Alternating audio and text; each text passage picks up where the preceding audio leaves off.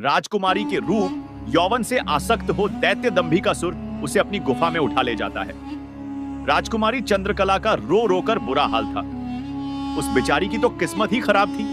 कितने सालों तक तो वह उस नाग के चंगुल में फंसी रही। कुछ ही दिन पहले उस नाग के चंगुल से आजाद हुई थी। सोचा अब जिंदगी अच्छे से गुजरेगी, पर अब दैत्य दंभिकासुर ने उसे अपनी गुफा में ला पटका।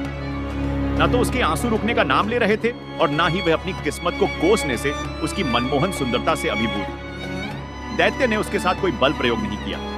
वह उस अद्भुत नारी को जबरदस्ती से नहीं बल्कि उसकी सहमति से प्राप्त करना चाहता था। दंभिकासुर ने राजकुमारी से कहा, या तो तू अपनी मर्जी से मेरे साथ रहने के लिए सहमत हो जा, अन्यथा तू आजीवन मेरी कैद में ऐसे ही सड़ती रहेगी। दैत्य की बात सुनकर राजकुमारी चंद्रकला गुस्से से रोती हुई बोली, मैं तुम्हारे साथ रहने से पहले मरना पसंद करूंगी, और अगर तुम यह सोचते हो कि तुम मुझे यहां उठा लाएं और मैं तुम्हारी हो गई, यह तुम्हारी सबसे बड़ी भूल है।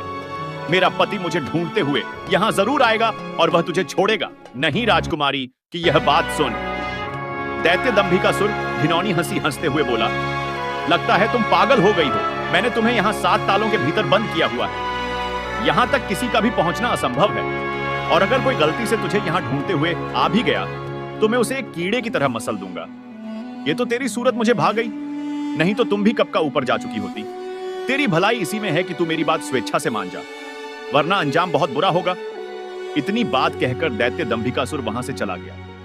उधर जब मेले से दंभिकासुर राजकुमारी को उठाकर ले गया था तो रमण की भाभी बेचारी बेबस और लाचार सी बस उसे देखती रह गई। बहते अश्रु के साथ जब वह घर जाती है और सारा किस्सा रमण को कह सुनाती है, भाभी की बात सुनते ही रमण के पैरों नीचे से जमीन खिसक गई। वह तुरंत भारी कदमों से अपनी पत्नी चंद्रकला को खोजने के लिए निकल पड़ता है। कई दिनों तक जंगलों और शहरों की खाक छानता भूखा प्यासा रमण अपनी पत्नी चंद्रकला को ढूंढता ढूंढता भटक रहा था।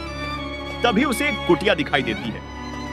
थका हारा रमण जब उस कुटिया के अंदर जाता है तो उसे अंदर एक साधु बाबा दिखाई देते हैं। रमण उनको प्रणाम कर वहीं बैठ जाता है।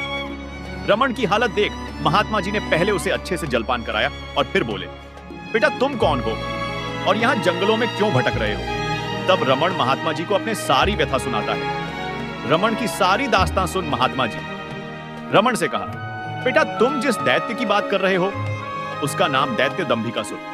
वो जहां भी जाता है तबाही मचा देता है। आज तक उसे कोई भी परास्त नहीं कर पाया। जिसने भी उससे मुकाबला करने की कोशिश की वह पत्थर का बन गया। इसलिए मेरी सलाह मानो और वापस अपने घर लौट जाओ। इसी में तुम्हारी भलाई है। उसके पीछे जाकर क्यों अपने प्राण गंवाते हो? साधु